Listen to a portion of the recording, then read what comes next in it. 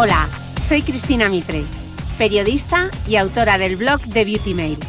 Bienvenidos a mi podcast, donde todas las semanas charlaré con los mejores expertos de la cosmética, la nutrición, el fitness y el bienestar, para que te sientas bien y te veas mejor. Puede que últimamente tus hábitos de alimentación se hayan resentido un poco, pero nunca es tarde para cambiarlos, y Asana Bio quiere ponértelo fácil. Sus cómodos vasitos de porridge a base de un mix bio de avena integral, espelta, chía y cacao puro son perfectos para desayunar y también como merienda. Alto en fibra y sin azúcar añadido, el porridge de Asana Bio se presenta en dos variedades: avena chía y avena cacao. Solo tienes que añadir leche o tu bebida vegetal favorita y listo.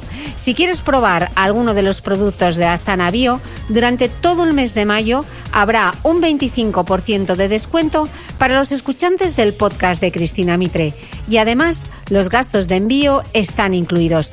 Entra en su web www.asana.bio y usa el código MITRE25. Muchas gracias a mi mecenas Asana Bio por apoyar la continuidad de este podcast.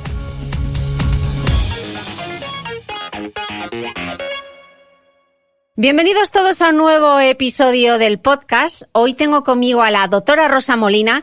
Ella es especialista en psiquiatría en el Hospital Universitario Clínico San Carlos de Madrid, doctora en neurociencias y cuenta además con una gran experiencia en el campo de la psicogeriatría y la neuropsiquiatría. Y puede ser que os suene un poquito su apellido porque es hermana de la doctora Molina, reconocida dermatóloga, gran amiga y habitual en este podcast. Doctora Molina, bienvenida. Muchas gracias, Cristina. Bueno, un placer poder hablar contigo hoy, tú en Madrid y yo en Dubái, porque coronavirus... El placer es mío, que es todo un honor poder estar en uno de tus podcasts. Me hubiese encantado hacerlo en Madrid, pero de momento estamos en este semiconfinamiento todavía, pero ojalá que pase pronto y pueda tener esta charla cara a cara. Doctora, parece que estamos muy preocupados por no pasarnos con los kilos o por esculpir los glúteos a base de sentadillas, pero ¿sabemos realmente qué hay que hacer para conservar nuestro cerebro en condiciones? Uy, pues mira, este es un gran reto, ¿no? Y de lo que habla también mucha gente. Creo que desde luego hay que tener en mente que lo primero de todo tenemos que reflexionar sobre ese cerebro, tenerlo en mente, ¿vale? Y que hay que esculpirlo, ¿vale? Esto, si quieres, conforme vayamos hablando, te hablo un poquito de fenómenos que ocurren en el cerebro que podemos manejar y que nos pueden dar las claves para poder tenerlo en forma, como esos glúteos que tú comentabas. ¿Cuáles son realmente esos retos de los que hablabas para mantener el cerebro saludable? Pues te diría que principalmente dos. Por un lado, el gran reto que tenemos ya a nivel de la ciencia, que es conocer y descifrar ese cerebro, porque eso es lo primero de todo. Pero a pesar de que tenemos que ir a ese conocimiento del cerebro, hay cositas que podemos empezar a hacer desde ya, y ese es un reto más personal y que tiene que ver con esculpirlo de una manera personalizada. Yo creo que ese sería el gran reto a nivel individual. Ser capaz uno mismo de decir cómo puedo esculpir yo ese cerebro, porque esto es posible. Y esto es posible pues, por mecanismos de neuroplasticidad que tiene el cerebro y cosas que hemos ido avanzando en la ciencia que sabemos a día de hoy. O sea, que sabemos todavía poco de nuestro cerebro, me parece un poco sorprendente. Madre mía, si te hablo de psiquiatría, Cristina, estamos todavía muy en pañales. Y antes de que entremos en materia, quizás sería bueno explicar lo que sí sabemos de nuestro cerebro, porque quizá eso nos va a dar alguna pista de cómo podemos aprender a cuidarlo, ¿no? ¿Cómo es el cerebro? Pues mira, efectivamente, Cristina, a mí me gusta mucho hablar de esto para sentar un poquito las bases y la comprensión, sobre todo en mi campo, ¿no? En el campo de la psiquiatría, que quizás es donde menos hemos avanzado todavía. Hemos hecho grandes avances en los últimos 50 años, la psiquiatría ha avanzado muchísimo, pero todavía parte de la falta de avance tiene que ver con ese desconocimiento del cerebro. Pero entonces, como decía, al mismo tiempo sí que hay muchas cosas que sabemos. Yo te voy a hacer un mini resumen, como una especie de neurociencia de bolsillo, ¿vale? Okay. Como 10 puntos que todos deberíamos saber. Voy a empezar definiéndote un poquito o hablándote un poquito de lo que es la anatomía cerebral, con un modelo muy básico. Es un modelo que describió un autor en los años 60, o sea, es bastante antiguo, pero a mí me resulta muy útil, sobre todo para aquellos que no estén tan familiarizados con la neurociencia. Es un modelo que se divide en 3 capas. Básicamente, podríamos decir que tenemos un 3 en 1, 3 cerebros en uno. La primera capa, la más profunda, sería nuestro cerebro, que se encarga de las funciones vitales, ¿vale? Que se desarrolla durante la fase embrionaria, que es la que nos permite respirar, mantener el ritmo de nuestro corazón, ¿vale? Luego tendríamos una segunda capa, que sería ese cerebro emocional, que se corresponde con el sistema límbico. Y la última capa sería la que llamamos el córtex, que es la capa más superficial, que es la que tiene que ver con nuestra capacidad de razonamiento, con nuestras funciones cognitivas superiores. ¿Vale? Dicho esto, ya tenemos como una mini anatomía cerebral sobre la que podemos pensar. Vale, ¿cómo se desarrolla este cerebro? Pues cuando nacemos, este es un punto muy importante, cuando nacemos el yo es fundamentalmente sensorial. Un bebé todavía no tiene, ¿no?, conocimiento de sí mismo, no tiene una estructura de sí mismo. Y casi todo lo que va aprendiendo, o sea, la mejor forma de estimular el neurodesarrollo de ese cerebrito de ese bebé es a través del tacto. Fíjate, o sea, ese cerebro es muy perceptivo, entonces lo que hay que hacer es estimularlo con la mirada, hablándole y sobre todo con el contacto. Este punto es muy importante, fíjate, para padres, porque no sé si estarás en estas conversaciones típicas de si coger al bebé es bueno o es malo, que es como muy criticado esto de no cojas tanto al bebé que se va a acostumbrar a los brazos. Bueno, pues es que es fundamental coger a ese bebé, ¿eh? Por eso esto es uno de los puntos que nos ayuda a comprender y a manejarnos en cosas tan cotidianas como estas. Otro punto, la tercera capa de la que te hablaba, la del raciocinio, ese córtex más superficial, es la que más tarde se desarrolla, ¿vale? Por ende, una aplicación práctica de conocer esto es en esos atrapamientos emocionales que tienen algunos niños, en esas rabietas. Las rabietas. Las famosas rabietas. No te obceques con ellas. O sea, es importante saber que es que el bebé o el niño a los 3 añitos todavía no tiene esa capacidad de autocontrol, porque esa región cerebral, que es más en concreto el córtex prefrontal, que es justo la zona que está debajo de nuestra frente, es la que más tarde se desarrolla. Incluso se está desarrollando a los 20 años, o sea, pasada la adolescencia, ¿vale? Otro punto importante, mira, desde que nacemos tiene lugar un fenómeno que se llama poda neuronal. Yo le llamo el harakiri neuronal. Las neuronas se autosuicidan, por así decir, ¿vale? Es un mecanismo que se llama apoptosis y tiene que ver con un mecanismo de adaptación. Vamos cargándonos todas aquellas neuronas que no nos sirven para ir fomentando y estimulando los circuitos más necesarios, ¿vale? Entonces, de ahí que deducimos que el cerebro funciona por el mecanismo de use it or lose it, que dicen los ingleses. Úsalo o piérdelo. Por ende, aquí animo un poco a la gente a que tengan esto en mente, que el cerebro hay que trabajarlo, ¿vale? Como esos glúteos de los que tú hablabas. Dicho esto, el cerebro, recordar que no es un músculo, ¿vale? Pero sí que tiene otro tipo de propiedades, que son propiedades neuroplásticas. Es decir, cuando decimos de trabajar el cerebro y lo comparamos con los músculos, es una buena metáfora. A mí me gusta mucho, pero hay que recordar que más que ser un músculo es un órgano que tiene unas capacidades plásticas que podemos ir modulando y trabajando y haciéndolas y esculpiéndolas, como decía yo antes, ¿vale? Otro punto, ya me quedan solo 3, ¿vale? Cristina, que no me quiero enrollar. Pero es súper interesante. Sí, quiero asentar un poquito esos puntos básicos, que la gente los tenga en mente, que los conozca para que así puedan trabajar sobre ese cerebro y sobre esa mente. Mira, otro punto es importante. Tenemos una región cerebral donde se encuentran lo que llamamos las neuronas espejo. ¿Tú has oído esta frase de sonríe a la vida y la vida te sonreirá? Uh-huh. Pues tiene que ver con estas neuronas espejo, porque realmente cuando tú ves a alguien sonreír, casi de manera automática, tu cuerpo responde o tu cara responde sonriendo. De hecho, fíjate que es más difícil inhibir una sonrisa, o sea, es más difícil inhibir ese contagio emocional que dejarlo fluir. Te pongo otro ejemplo. Tú vas por la calle y te encuentras con una persona que no te cae especialmente bien, pero de repente esta persona esboza una gran sonrisa, ¿no? Así, además, como una sonrisa que a ti incluso te resulta genuina, lo que llaman la sonrisa de Duchenne, arrugando los ojitos y tal. Pues mira, a ti, aunque esa persona no te caiga muy bien, te va a salir casi espontáneamente una sonrisa. Vas a tener que hacer más esfuerzo en inhibirla que en dejarla salir.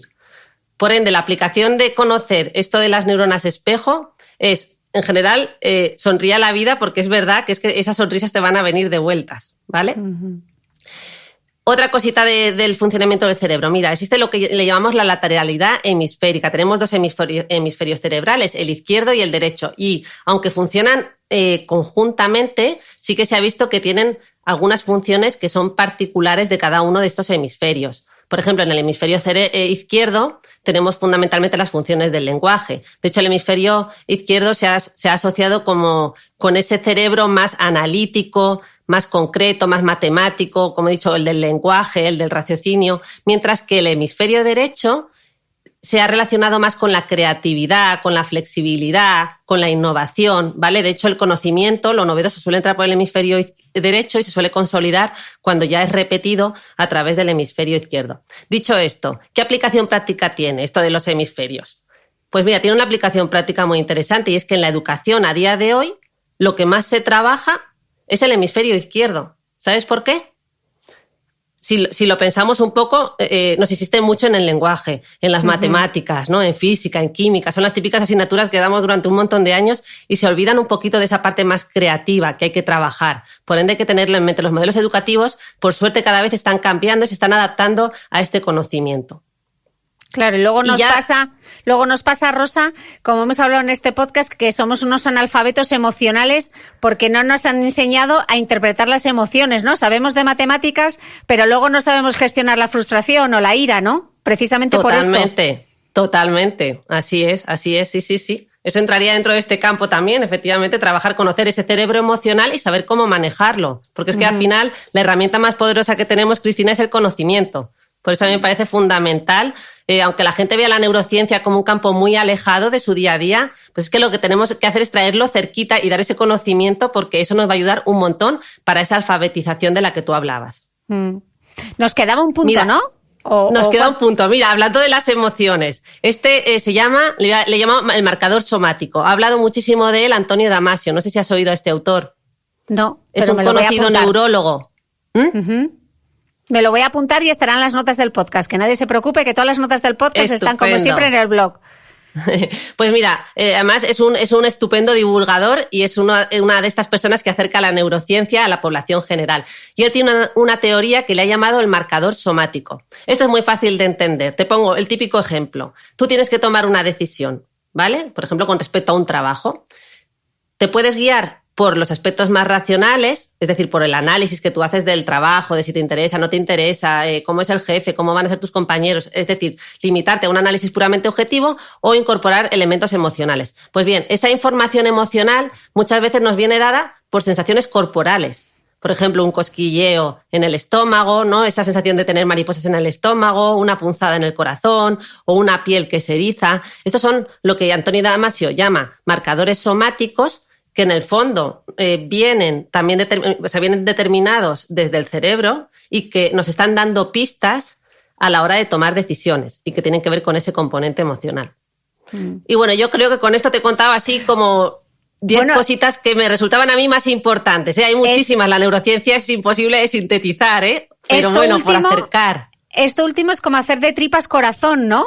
O cuando dices que lo tengo en las tripas, es como... Eso es. Visceral, ¿no? Totalmente, sí, es visceral. Por eso le ha llamado somático y además tiene una correspondencia cerebral, Cristina. En concreto, en un área que tiene que ver con el córtex prefrontal que he mencionado antes, ¿no? Que es esa región que está debajo de la frente, pues en un trocito de ese córtex tiene la conexión con estas sensaciones. Bueno, y es que esto nos daría, Rosa, para grabar otro podcast que ya hablaremos en algún momento, para hablar de la relación entre la microbiota, el estado de ánimo, el cerebro, porque dicen que al final el estómago es el segundo cerebro, ¿no? O sea, el intestino es el segundo cerebro. Nos daría aquí para mucho, hablar... Cristina, y si ya te animas, te diré una cosa. Ahora, del segundo cerebro hemos pasado al tercer cerebro. ¿Sabes cuál es? ¿Cuál es? La piel. La piel. Bueno, de ahí tengo un tema, no lo vamos a adelantar porque tengo un tema aquí pensado en mi cabecita para la nueva temporada, pero esto se lo vamos a dejar de sorpresa. Piel, autoestima, bueno, por ahí van los tiros. Rosa, antes de continuar, me surge una duda. Estamos hablando del cerebro, de la neurociencia y ¿realmente el cerebro de un hombre y el de una mujer funcionan de manera diferente? ¡Qué pregunta! Este tema es un tema controvertido. Te digo un poco lo que vienen a decir los estudios científicos. Mira, se han hecho estudios comparando lo que son funciones más cognitivas, ¿no? Basándonos simplemente en la ejecución de la función. Y se ha visto que los hombres son mejores en funciones que tienen que ver con lo analítico y con lo espacial, y que en las mujeres hay una mejor función en lo que tiene que ver con la cognición social, con la empatía y con la memoria.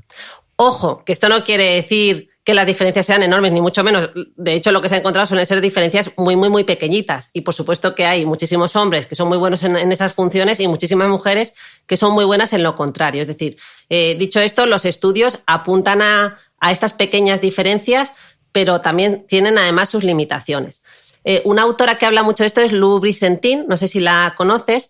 Ella dice que tenemos un cerebro que es unisex durante el periodo embrionario, pero que en la semana sexta, semana octava, por la influencia hormonal, sobre todo en ese embrión masculino, pues lo que hay es una especie de baño de testosterona de ese cerebro, que es lo que puede al final matizar estas pequeñas diferencias, porque, insisto, son muy pequeñitas. Y de hecho, fíjate que hablo de funciones cognitivas, porque si nos vamos ya a lo que es la parte más estructural del cerebro, o sea, el andamio del cerebro, la estructura del cerebro, si es distinta o no entre hombres y mujeres, aquí se han encontrado menos cositas, aunque también hay estudios que apuntan a esto. Sin embargo, hay algunos autores, como Gina Ripon, no sé si se pronuncia así, y algún autor más, que dicen que esto es le llaman neurosexismo. A mí, personalmente, me parece un poquito exagerado, porque un poco lo que critican es que no podemos marcar estas diferencias entre hombres y mujeres y tal, y que además no hay evidencia suficiente. Ellos además lo atribuyen fundamentalmente al efecto de la genética, del ambiente, de lo social y de lo cultural. Pero lo cierto es que en ningún momento estos primeros estudios que te he mencionado, como los de Lou Bricentin, que apuntan a estas pequeñas diferencias, quiere decir que unos u otros sean más inteligentes, porque la inteligencia es un término muy complejo y que no se basa en ser mejor en matemáticas. La inteligencia es un conjunto de funciones, ¿no? Lo de las inteligencias múltiples, y que incluye desde la inteligencia más matemática hasta la inteligencia emocional, etcétera, etcétera. Total. ¿Vale? Entonces, bueno, no sé si respondo del todo. Sí, pero has mencionado justo las hormonas, y aquí sí que me gustaría saber qué papel juegan nuestras hormonas en nuestro cerebro. Pues mira, esta autora, precisamente Lou Bricentin, habla de eso, de que hay un baño hormonal que es importante y que ocurre desde el mismo momento prácticamente en que se ha gestado ese embrión, como te decía, en la sexta o la octava semana, sobre todo por parte de la testosterona, que es la que va al final a ejercer también todos esos cambios más físicos que conocemos y que luego tendrán su eclosión fundamental durante la adolescencia.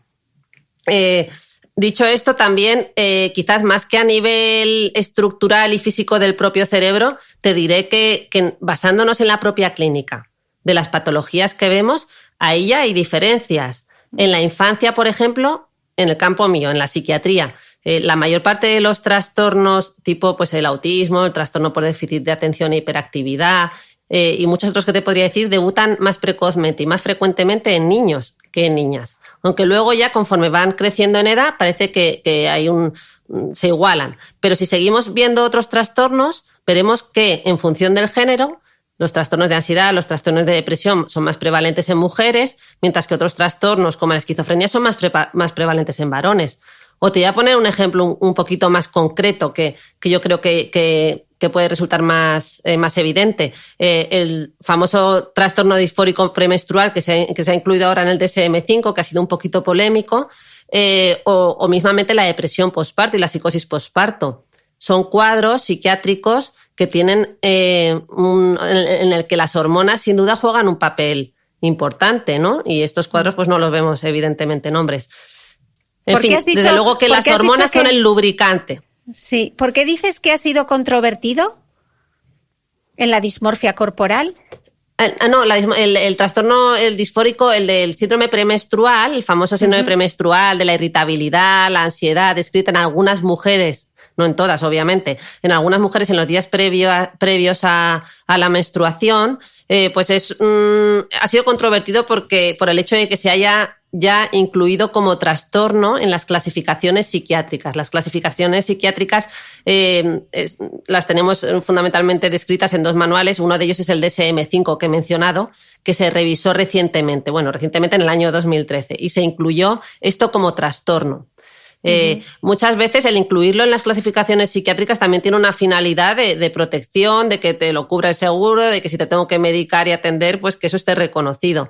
Pero bueno, pues ha generado polémica porque hay muchas mujeres que no están tan de acuerdo con esto. Es lo que te puedo transmitir, y como que vienen a decir que al final todo se está psiquiatrizando, ¿no? Yeah. Algo que es puramente hormonal y que no tendría que ir más allá, pero es que realmente hay mujeres que pasan cuadros francamente malos. Son las menos, obviamente, son pero muy poquitas, pero existen. Ya hemos visto un poco unas pinceladas de neurociencia, hemos visto estas 3 capas del cerebro. Ahora yo creo que sería el momento de hablar de cuál es el estilo de vida saludable para el cerebro, cómo podemos proteger nuestro cerebro.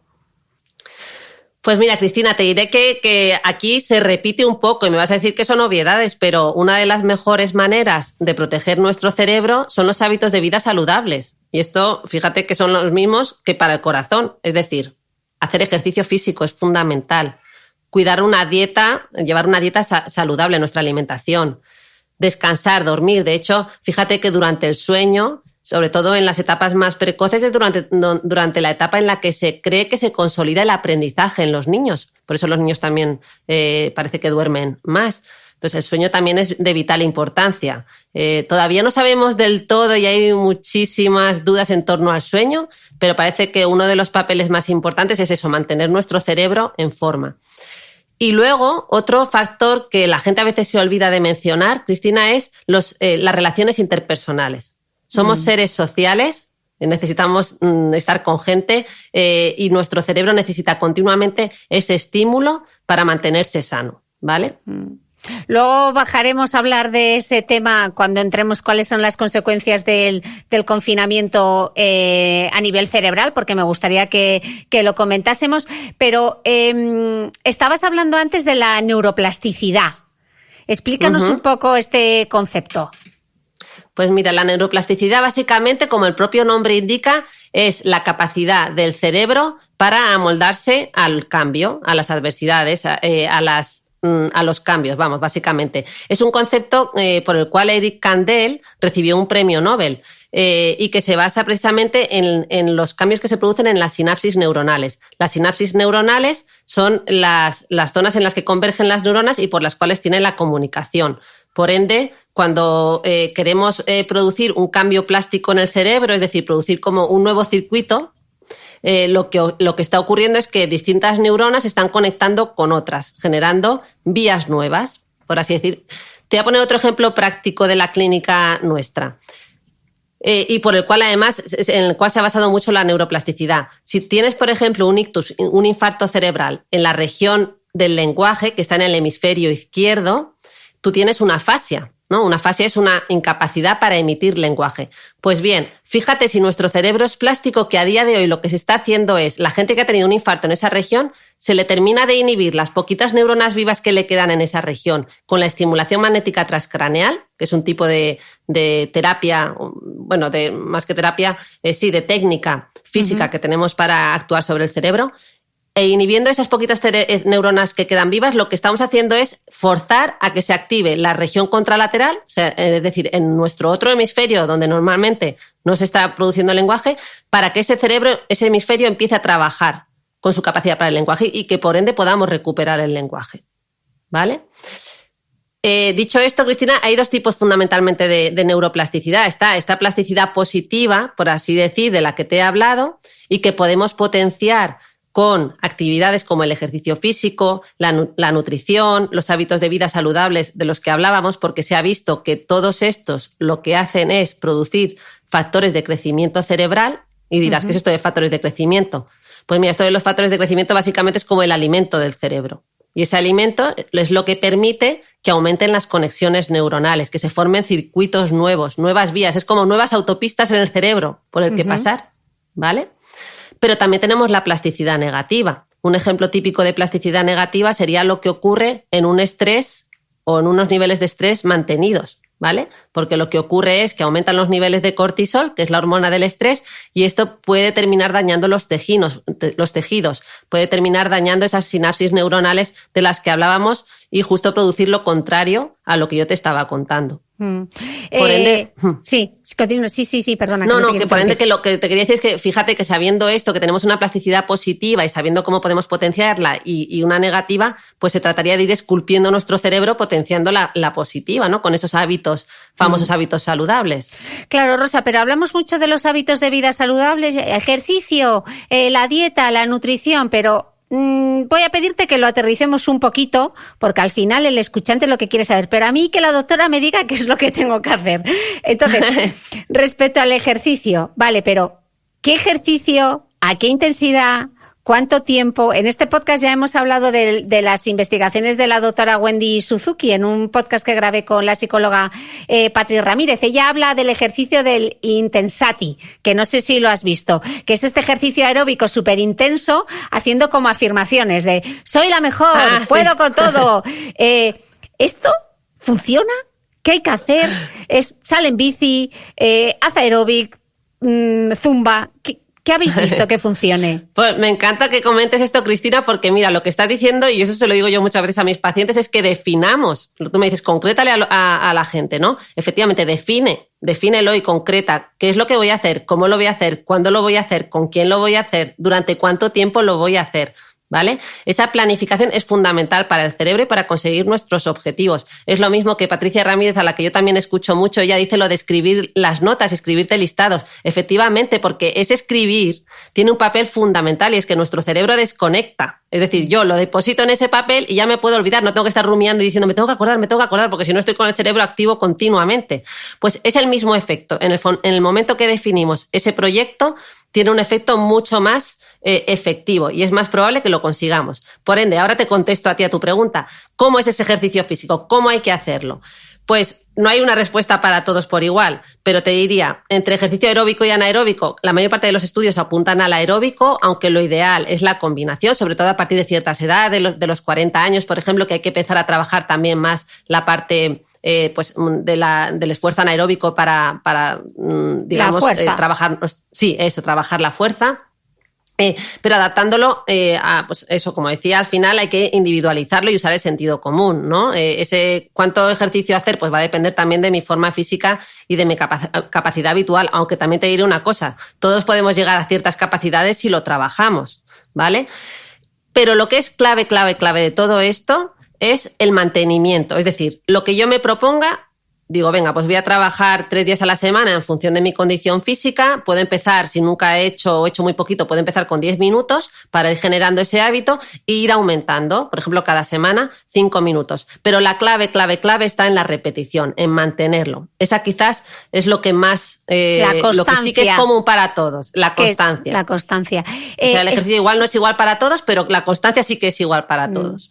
Estabas hablando antes sobre la importancia del sueño y ahora que estamos todas y muchas mujeres que llegamos a cierta edad, yo no porque me duermo como un saco de patatas, o sea, es increíble cómo duermo, pero ¡qué envidia! El insomnio, sí, hasta que me llegue la menopausia. Cuando me llegue la menopausia me volveré una insomne. El insomnio. O no, Cristina, o no. Ay, no sé, a ver, yo heredo todo lo malo y eso igual me toca. El insomnio, ¿cómo nos afecta el insomnio? Uy, pues mira, mucho, porque como te decía antes, parece que se ha asociado el sueño, porque hay muchas grandes intrigas que todavía no hemos podido resolver, pero parece que el sueño nos ayuda a recuperar nuestras funciones, a poner orden en nuestra cabeza. Fíjate que hablo de orden, qué curioso, que la región principal que pone orden en nuestro cerebro es ese córtex prefrontal, en el que yo insisto tanto, que es el que decía que es el que se desarrolla más tarde, y al que un autor llamado Colin Goldberg le ha llamado el director de orquesta, ¿vale? Es decir, esa región prefrontal es la que pone orden dentro del cerebro. El cerebro pone orden a todo el cuerpo, pues dentro del cerebro el córtex prefrontal pone orden al resto de nuestro cerebro. Pues bien, esa región del córtex prefrontal es la que se desactiva o se desconecta durante el sueño. Cuando dormimos, Cristina, no es que apagamos el cerebro, como hacen muchas veces estos símiles, ¿no? En internet, que ves el típico cerebro desconectándose. No se desconecta, todo lo contrario, hay muchísima actividad cerebral. Lo que pasa es que es una actividad caótica, porque nuestro córtex prefrontal, que es el que dirige la orquesta y el que pone orden, está desconectado. ¿vale?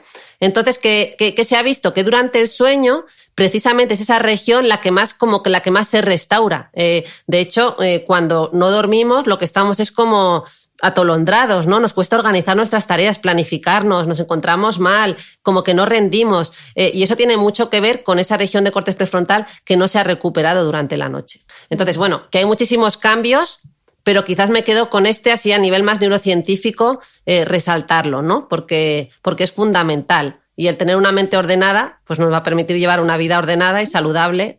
Y doctora, ¿la gente que se tiene que medicar para poder dormir, qué consecuencias tiene a largo plazo? ¿O es mejor hacerlo y no tener miedo si el médico te lo ha recetado?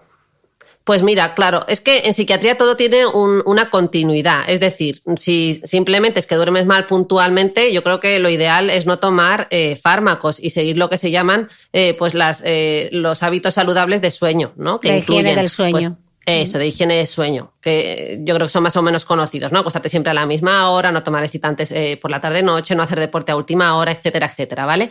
Pero también hay que... esto es como el dolor. Antiguamente el dolor se trataba a demanda. Es decir, cuando te dolía es cuando te daban el fármaco para el dolor. Y desde hace ya bastantes años sabemos que el dolor hay que prevenirlo. Y por eso los fármacos del dolor se ponen pautados. Desayuno, comida y cena. Porque el que tú estés aguantando dolor, eso también tiene sus consecuencias negativas. Pues con esto ocurre lo mismo. Que tú estés aguantando el insomnio, un insomnio que te hace dormir 2 horas al día, tiene consecuencias negativas para el cerebro mucho peores que cualquier fármaco que podamos dar. Por ende, sentido común. Cuando se pone un fármaco es porque se necesita. Y además hay muchos falsos mitos en nuestro campo. Y es que hay muchas pastillas para dormir. Lo que pasa que muchas veces por las prisas o por el desconocimiento la gente termina tomando benzodiazepinas, que quizás son las que realmente no se deben usar. Y es que no se usan. Si las usamos temporalmente con fines puntuales para ver cómo va el sujeto, pero hay fármacos para dormir que son efectivos y que no tienen por qué tener un efecto negativo sobre nuestro cerebro. Por ende, eso, mi respuesta es siempre el sentido común. Si estás durmiendo 6-7 horas, pues no pasa nada. Y si un día no duermes, no pasa nada. Pero si llevas 2 semanas durmiendo 2 horas todos los días, pues ve a un médico y consúltalo, porque es más negativo eso que tomar cualquier medicación. Vale, nos queda claro. Una pausa y volvemos. Ya sabéis que ahora se habla mucho del sistema inmune, ya que es la principal línea de defensa frente a todo tipo de infecciones, virus, bacterias y tóxicos. Y la flora bacteriana intestinal, la famosa microbiota, la primera barrera protectora frente a los agentes patógenos. Para proteger a esos miles de millones de bacterias de nuestra microbiota, hay que cuidar la calidad de nuestra alimentación, priorizando, por ejemplo, los cereales integrales frente a los refinados y azucarados, que son tan habituales en los desayunos. Por eso, Asana Bio quiere ponértelo fácil con sus vasitos de porridge. Altos en fibra y sin azúcar añadido, se presentan en 2 variedades, avena chía y avena cacao. Solo tienes que añadir leche o tu bebida vegetal favorita y listo. Si quieres probar alguno de los productos de Asana Bio, durante todo el mes de mayo habrá un 25% de descuento para los escuchantes del podcast de Cristina Mitre. Y además, los gastos de envío están incluidos. Entra en su web www.asana.bio y usa el código MITRE25. Muchas gracias a mi mecenas Asana Bio por apoyar las buenas historias. En estos hábitos de vida saludable me pregunto yo si podemos trabajar la memoria y si, por ejemplo, funcionan, yo qué sé, los sudokus.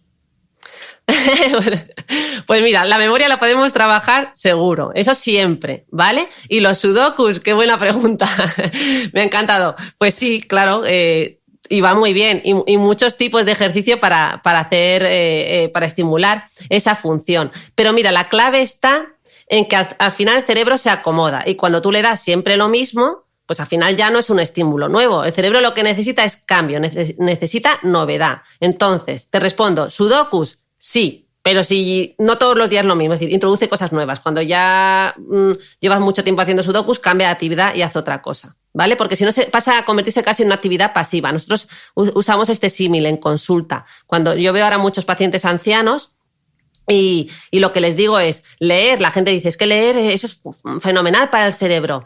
Pues sí, leer es bueno, pero también es un trabajo, en cierto modo, es un poco pasivo. Realmente lo que es un acto activo, es decir, cuando tú estás forzando a tu cerebro a trabajar, no es solo leer, es leer y compartirlo, comentarlo. Por eso en los sujetos mayores, en estos centros de día donde van, lo que hacen es leer una noticia del periódico y debatirla entre ellos. Por eso yo digo que lo social al final es clave. Porque el tú reunirte con otras personas y comentar un libro, eso tiene un efecto súper poderoso sobre nuestro cerebro. Mucho más que el que tú estés solo leyendo el libro en casa e inflándote de leer libros, que por supuesto que es bueno, pero que es mucho más bueno si los comentas. Ok. O, por ejemplo, aprender a utilizar las redes sociales, ¿no? La gente mayor. O yo reto a mi madre diciéndole, sí, cuando bajes al centro, vete por un camino que no vayas por el de siempre. Sal por otro sitio, a ver si te orientas. Yo dándole aquí las clases de neurociencia. Pues muy bien, pues qué buena orientadora tiene en casa. Eso es una suerte y un privilegio. Doctora, ¿cómo envejece el cerebro? ¿Y desde cuándo? Pues mira, el cerebro, hay quien dice que empezamos a envejecer desde que nacemos, por esta poda neuronal de la que yo hablaba, este suicidio neuronal, ¿vale? Porque empezamos a perder neuronas haciendo esa especie de filtro, ¿no? Pero realmente también hay gente que dice, hombre, tampoco te pases, no nacemos y ya empezamos a envejecer, porque de hecho fíjate que el córtex prefrontal, en el que yo insisto tanto, el que está aquí, que se encarga de nuestras funciones ejecutivas, de organizar, de planificar, y ese director de orquesta del que yo hablo, se tira desarrollándose hasta los 20 años, incluso pasados los 20 años. Por ende, no me digas que empezamos a envejecer desde que nacemos cuando ni siquiera el cerebro se ha terminado de desarrollar. Pues bueno, yo soy un poquito más en esta línea de pensar así, que a lo mejor el envejecimiento quizás sea más correcto decir que empezamos en torno, pues pasada la adolescencia, y que lo que se produce en el cerebro son una serie de cambios físicos y bioquímicos. Podemos ver una disminución del grosor de las neuronas, un adelgazamiento de ciertos tejidos cerebrales, una ampliación de surcos cerebrales y, en definitiva, como decía, una serie de cambios físicos y bioquímicos. Pero fíjate lo curioso, Cristina, que sabemos que al final todos los órganos de nuestro cuerpo envejecen, pero no todos al mismo ritmo. Y de hecho parece que el cerebro en ese sentido es la joya de la corona, porque es en el que podemos retrasar más el envejecimiento, entre comillas, funcional. Es decir, aunque estos cambios que yo te he contado sí que es evidente que ocurren, podemos tener cerebros plenamente ágiles, sin deterioro cognitivo, con 80 años y con 90 años, ¿vale? O sea, no por cumplir años voy a tener mis capacidades cognitivas deterioradas. Ahora nos lo vas a aterrizar, pero esto que me estás diciendo me hace preguntarme si el cerebro tiene fecha de caducidad, si se puede hablar algo así como una senescencia programada, como las bombillas y los electrodomésticos. Pues mira, en cierto modo sí, ¿no? Por estos mecanismos, porque esta senescencia programada hace referencia a esta muerte celular, a este harakiri neuronal del que yo hablaba, ese suicidio programado que ocurre en nuestras células, que es distinto de la necrosis. La necrosis es porque yo tengo un infarto cerebral, por ejemplo, y destruyo neuronas. Pero esa senescencia de la que tú hablas no deja de ser un mecanismo que viene ya como codificado genéticamente. También se habla mucho del envejecimiento y los telómeros, que lo habrás oído. Los telómeros son los extremos de los cromosomas, que por hacer un símil sería como ese plastiquito de los cordones de nuestros zapatos, ese plastiquito final. Imagínatelo, nacemos con ese plastiquito, ese extremo del cordón muy largo, y conforme van pasando los años se va acortando, y esto se ha relacionado con el envejecimiento y el paso del tiempo. Y llegado en un cierto momento, nuestras células pierden su capacidad para dividirse y mueren. Entonces, a día de hoy, como decía Benjamin Franklin, hay dos cosas seguras, que son la muerte y los impuestos. Y sí que podemos decir que hay esa senescencia programada, entre comillas, pero que también la podemos trabajar, ¿vale? Y que también la podemos compensar y combatirla de alguna manera, retrasarla, en definitiva. Y en todo esto, Rosa, ¿qué papel juega la genética? Pues mira, la genética desde luego juega un papel de peso inevitable. Nosotros, por ejemplo, y eso lo veo yo mucho en mi campo, en la psiquiatría, donde decimos que todo es biopsicosocial. Es decir, hay un componente biológico, un componente psicológico y un componente social y ambiental.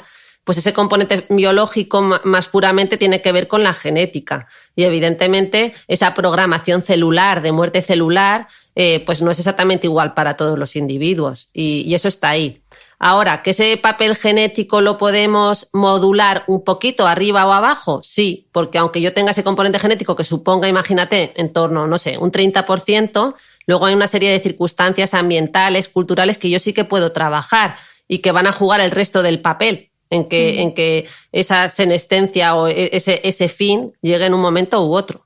Vale, y hablando de las enfermedades, ¿cuáles serían las enfermedades del cerebro que se pueden evitar y aquellas que no se pueden evitar, pero que sí se podrían prevenir?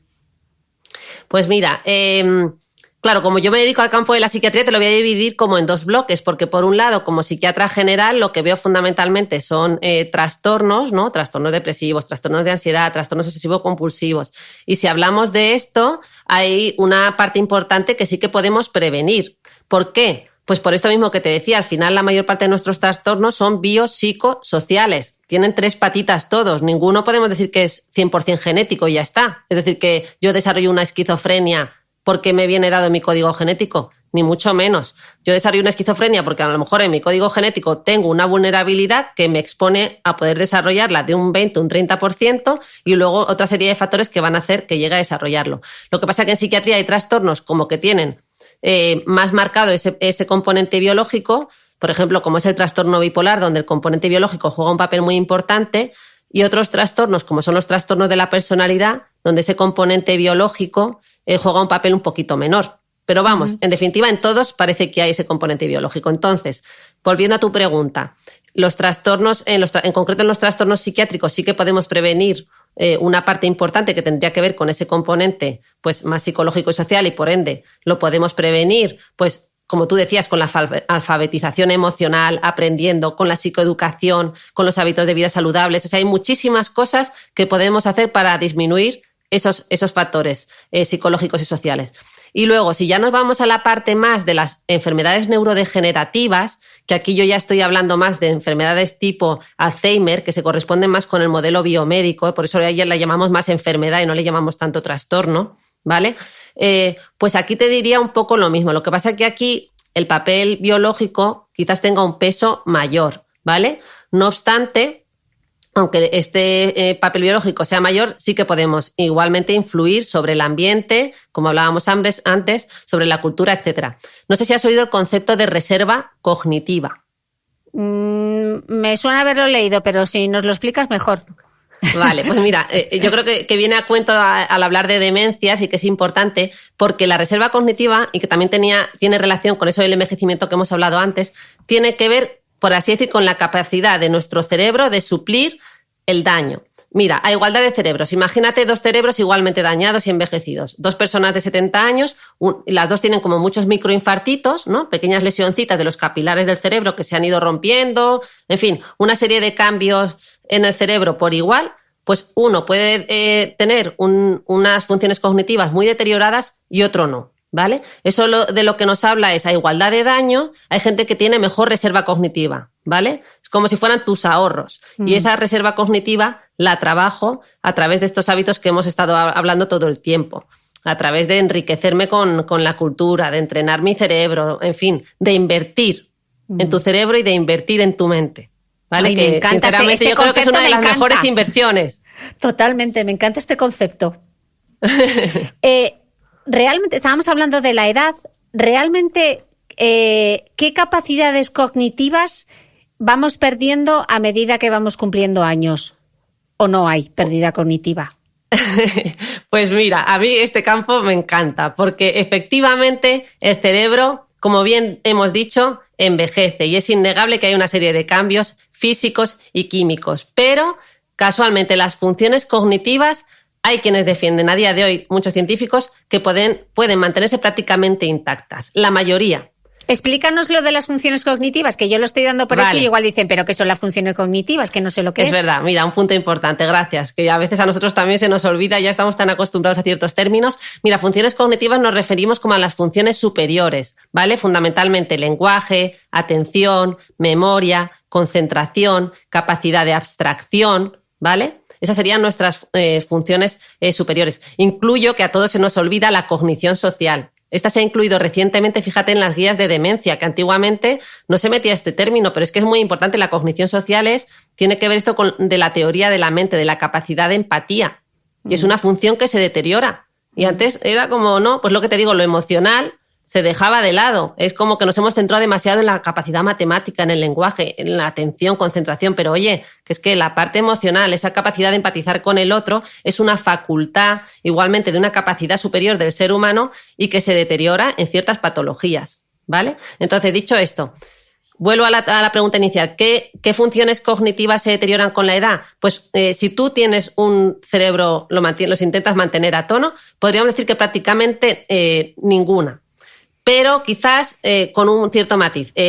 Quizás lo que más se toca es la velocidad de procesamiento cognitivo, ¿vale? Eso sí que parece que tiene que ver con la pérdida de la mielina y con el córtex prefrontal al que vuelvo todo el rato, ¿vale? Y sí que tenemos a lo mejor menos velocidad, pero somos capaces de compensar con otras funciones. Es decir, un cerebro de una persona añosa pero saludable a lo mejor es menos rápido y menos veloz que un cerebro de 20 años, pero es capaz de compensarlo con otras estrategias. ¿Me explico? Uh-huh. Entonces, es igualmente, como decía... ¿Me escucha, verdad, Cristina? Sí, vale, sí, que pareció que se iba por un momento. Vale, entonces, bueno, no sé si te he aclarado, te he resumido. No, esto me parece interesantísimo porque a ver si empezamos a respetar la vejez, ¿no? Efectivamente. Esto tiene mucho que ver con el edadismo. ¿Has oído el término edadismo? Explícanoslo. Mira, me parece fundamental y además te agradezco que me des este espacio para hacer psicoeducación con este tipo de cosas porque nosotros en psiquiatría con el estigma sufrimos muchísimo, tanto los que trabajamos en nuestro campo como nuestros pacientes. Permíteme que haga un pequeño paréntesis porque he mencionado el tema del estigma y es que te voy a decir algo. Mira, hay pacientes con una enfermedad psiquiátrica que están sometidos a un estigma tal que tiene más peso el propio estigma que la enfermedad. ¿Vale? Porque tú puedes tener un trastorno bipolar. Un trastorno bipolar bien tratado puede ser que tú en toda tu vida tengas 2 episodios. Un episodio de manía que te dure una semana, que si está bien tratado te recuperas y a lo mejor te tiras un montón de años estable hasta que tienes un episodio depresivo y te vuelves a recuperar. A lo mejor tienes 2-3 episodios en toda tu vida y estás estable y estás bien y puedes llevar una vida funcional. Pero el estigma tiene un peso tal y nos acompaña toda la vida, eso sí que está con la enfermedad todos los santos días, que al final eso sí que nos genera disfunción, porque disminuye nuestra autoestima, nos genera inseguridad, nos termina dificultando en el conseguir un trabajo, etcétera, etcétera. ¿Vale? Entonces, dicho esto e introducido el campo del estigma, el edadismo es un tipo de estigma y que tiene que ver con la discriminación por edad. Y la gente dirá, ¡ay, discriminación por edad! Y automáticamente piensas en gente de 80 años o de 90 años. Es que no hace falta pensar en gente tan mayor. A lo mejor con 50 años hay una discriminación con edad ante la posibilidad de conseguir un puesto de trabajo. Puede ser que una persona de 50 años, y esto lo hemos visto todos los días, no acceda con las mismas posibilidades que alguien de 25, porque se le presupone a la persona de 25 años con mayores capacidades.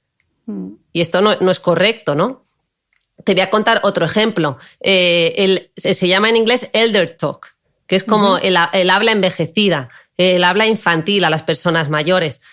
Yo creo que esto lo habremos visto todos. Es de una condescendencia terrible eso, me pone enferma. Es terrible, pero además que los propios médicos lo hacemos, que es lo triste, que es ¡ay, Carmencita! ¿Cómo está usted? ¿Cómo va usted con sus pastillitas? ¿Se las está tomando bien?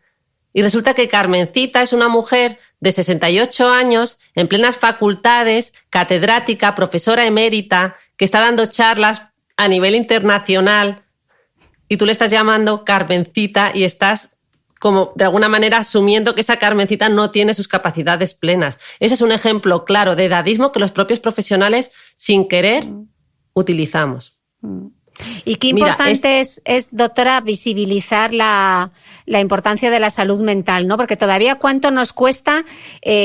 Bueno, yo muchas veces lo digo, ¿no? Tienes un cáncer, pues te dan la quimio, te dan la radio, etcétera, y aceptas el tratamiento. Pero tú pasas por una depresión y te medican y no quieres medicarte. ¿Por Totalmente. qué? Si al final... ¿Por qué tenemos tanta resistencia? Pues porque lo que no se ve... Es como si no se ve, no se termina de entender. Entonces la gente cae en culpabilizar. Parece que si tienes depresión es porque quieres, porque no tienes fuerza de voluntad. Existen todo este tipo de estereotipos negativos en torno a la enfermedad mental y tiene que ver por esa falta, ¿no?, de evidencia física. Pero es que Fíjate, además es totalmente paradójico, porque si tú tienes una depresión mayor, que es un trastorno grave, incapacitante, que tiene síntomas muy importantes, que te llevan al abandono del autocuidado. Puede ser que hayas perdido tu trabajo, que no puedes salir de la cama, que has perdido el apetito por completo, no duermes, tienes la atención, concentración tocada, en fin, una infinidad de síntomas que te podría contar. ¿Cómo vas a funcionar si tu cerebro, que es el director de orquesta del resto del cuerpo, no está funcionando en sus capacidades plenas? Tú fíjate qué paradójico. Fíjate, tú te rompes un dedo, te rompes la pierna y aunque se vea y está más aceptado, pues tú con la pierna rota puedes llevar una funcionalidad porque tu cerebro está funcionando bien. Sin embargo, en salud mental nos ocurre todo lo contrario. Lo que está tocado es el director de orquesta, que es el órgano más importante de alguna manera. Si no funciona el cerebro, no funciona el resto. Sin duda.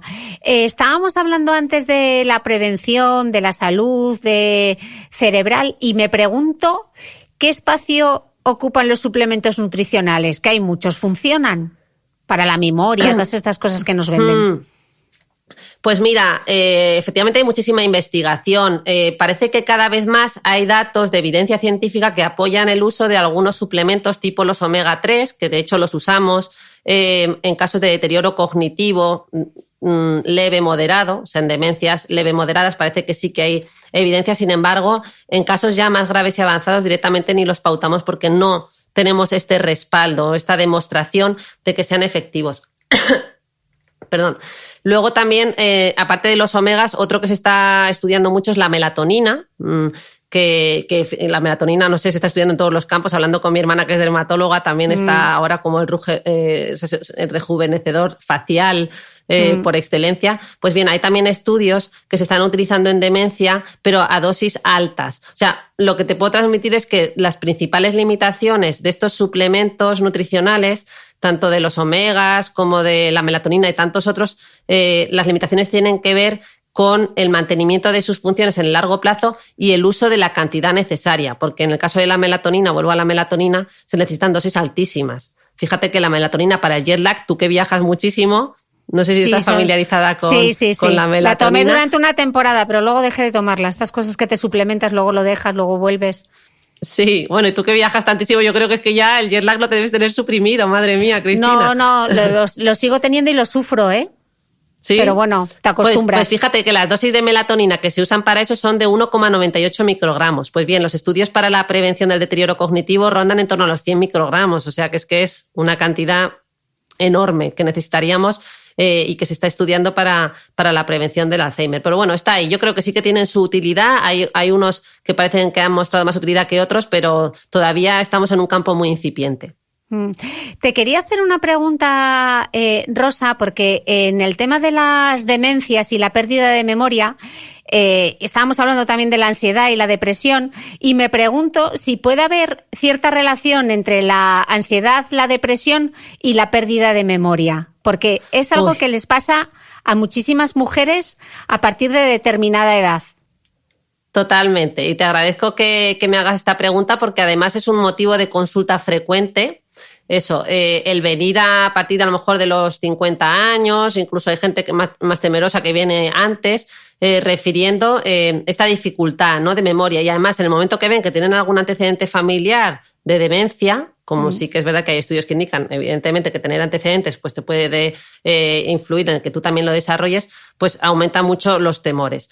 Pero realmente la mayor parte de los casos tiene que ver con niveles de ansiedad y de estrés elevado o con un ánimo tocado, porque es que es otro gran desconocido, tanto en los trastornos depresivos como en los trastornos de ansiedad. La memoria, la atención, concentración son uno de los síntomas y criterios que definen el trastorno. La gente piensa en trastorno depresivo, piensa en ánimo bajo y en tristeza, o piensas en trastornos de ansiedad y piensas en nerviosismo, pero te olvidas de que es que las funciones cognitivas de las que hablábamos antes, que algunas de ellas son precisamente la memoria, la atención y la concentración, están tocadas. De hecho, fundamentalmente están tocadas por la atención. Cuando nuestro nivel de atención baja, porque yo me encuentro mal, o sin necesidad de irnos al trastorno, que me he ido muy rápido a hablar de trastornos, yéndonos a niveles más básicos, como te decía, el estar estresado o el estar ansioso va a hacer que nuestro nivel de atención baje. Y si baja nuestro nivel de atención, baja nuestra memoria, porque necesitamos de la atención para almacenar el recuerdo.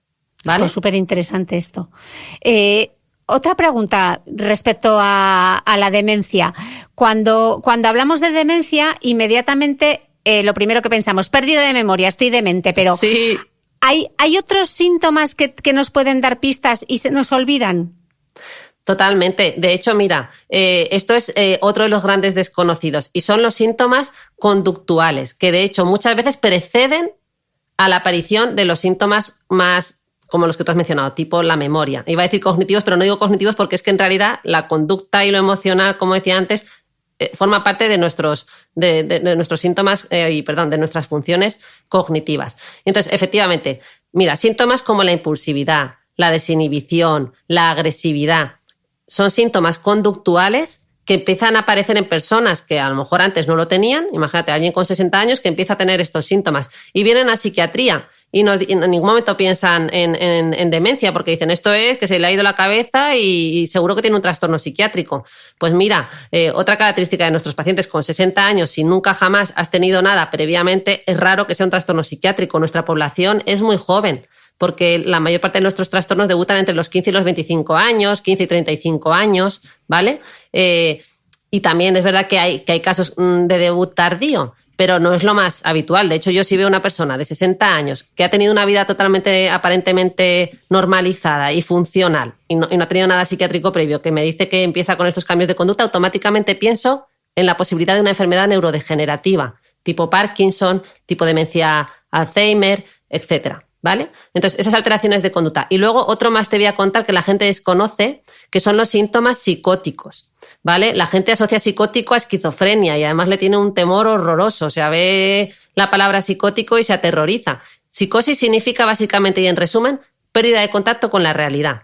Y lo psicótico, Cristina, lo podemos ver en prácticamente cualquier enfermedad. Fíjate, lo psicótico se ve en la gente mayor, una persona de 80 años con una simple infección de orina, se le puede ir la pinza.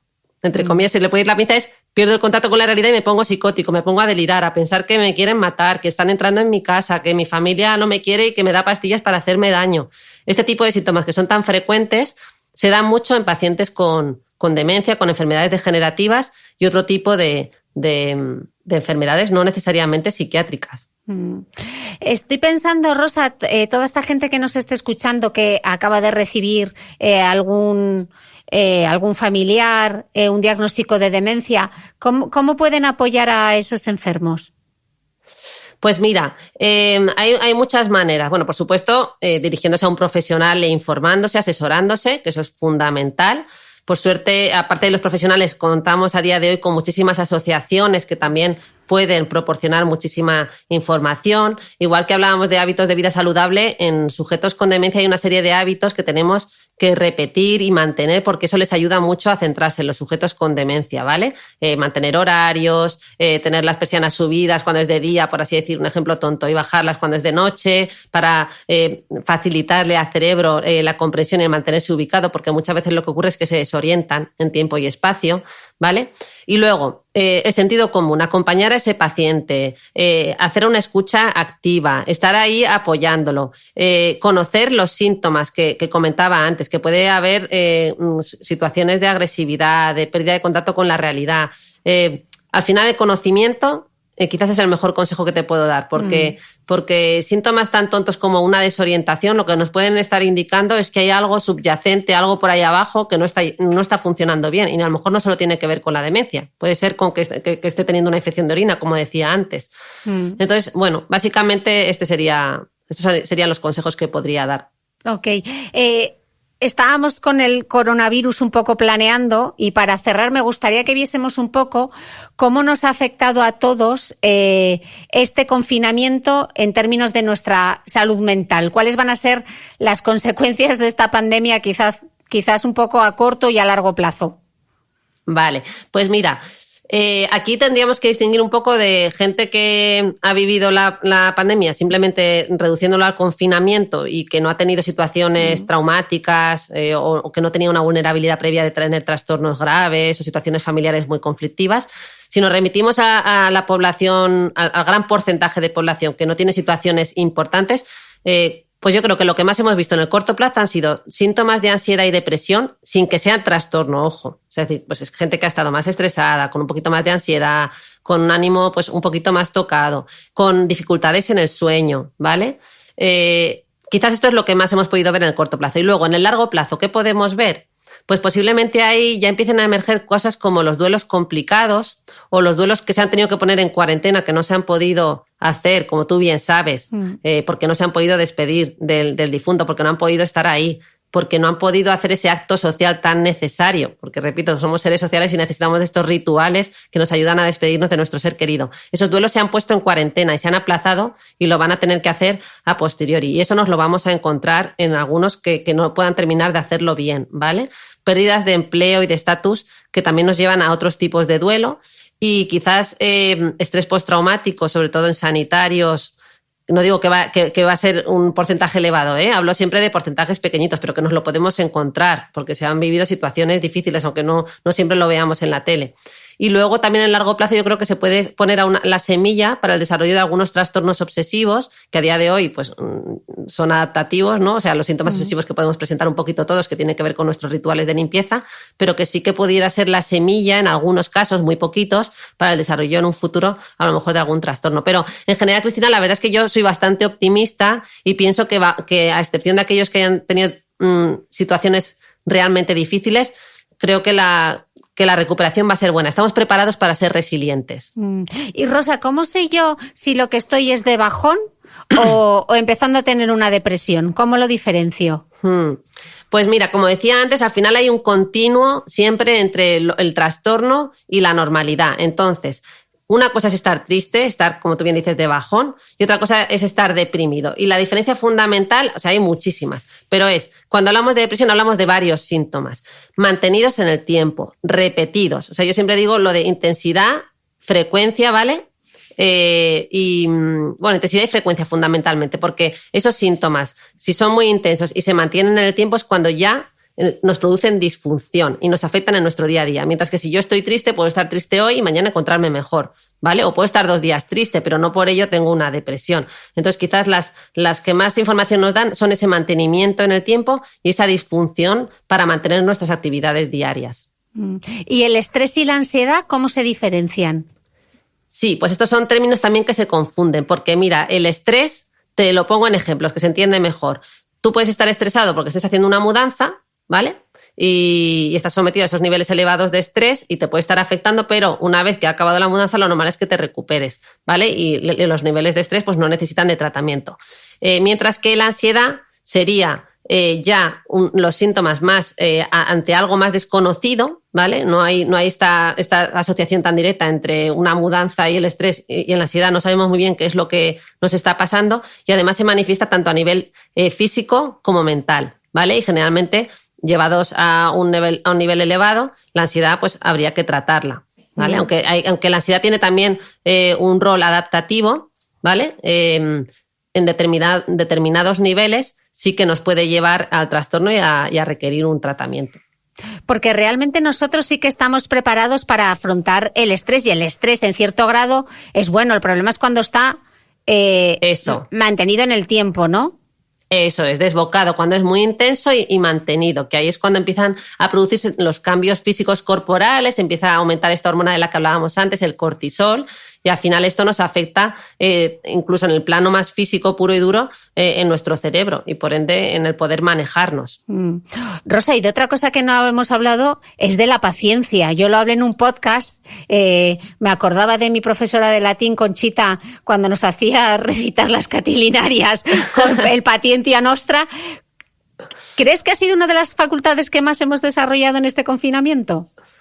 Pues mira, yo creo que sí. De hecho, cuando te decía que yo estaba optimista, yo creo que vamos a salir. Hay gente que dice, no, es que vamos a salir fatal. No, yo creo que vamos a salir incluso igual y con esta nueva habilidad, con la paciencia bastante entrenada. O eso espero, vamos, me mantengo optimista. Y es que, antes no te lo he comentado, pero es verdad que es que esta pandemia tenía una serie de particularidades y por eso yo insisto en que creo que no nos va a afectar tanto y es que al final se ha dado este efecto grupal de unión, de lucha por un bien común, que ha sido el que no se propague más esta pandemia. Y esta sensación de tribu nos ha ayudado mucho, ¿vale? También el estar dentro del mismo grupo de lucha nos hace disminuir la comparación con unos y con otros. No nos comparamos. No sería lo mismo que hubieran confinado solo a un porcentaje de la población a que nos hayan confinado a todos y encima a nivel mundial, ¿vale?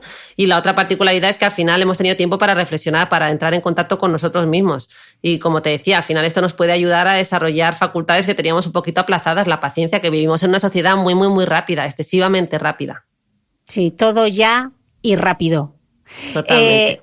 Doctora, para cerrar, si tuvieras que dar un único consejo para frenar el envejecimiento cerebral, ¿cuál sería? Pregunta súper fácil para cerrar, ¿eh? Sí, sobre todo a mí que me gusta enrollarme, como has visto. Yo he estado aquí hablando 3 horas más. Pues mira, por no repetirme con el tema de los hábitos, que los he repetido hasta la saciedad, yo te diría, vive como si fueras a morir mañana y aprende como si fueras a vivir para siempre. Quizás esa es una frase muy clave que define lo que podemos hacer y lo que está en nuestra mano y que nos la tenemos que recordar. Bueno, doctora, pues con ese mensaje tan positivo nos quedamos y vas a tener que volver al podcast porque a mí esta hora de conversación me ha sabido a poco y tenemos ahí... Qué bien, pues me alegro. Me ha apuntado ahí un montón de cosas. Es fascinante la neurociencia y es fascinante también el papel, lo que hablábamos antes de la belleza, la autoestima. Aquí veo yo mucha tela que cortar, doctora. Ay, qué bien, pues me alegro, Cristina. Y además, de verdad, insisto, te agradezco tantísimo que me hayas dado este espacio porque para nuestra especialidad, de verdad, y para nuestros pacientes es vital el poder transmitir y con gente como tú, tan conocida y que realizas una labor tan importante, pues hablemos no te puedo estar más más agradecida. Y hablemos más alto y claro de la enfermedad mental, porque es como otra enfermedad cualquiera y hay que visibilizarla. Así que desde este podcast tenemos ese compromiso. Muchísimas gracias, doctora. Muchas gracias, Cristina. Gracias. Un abrazo. Adiós. No olvides que todas las notas de este capítulo están en mi blog de beautymail.es.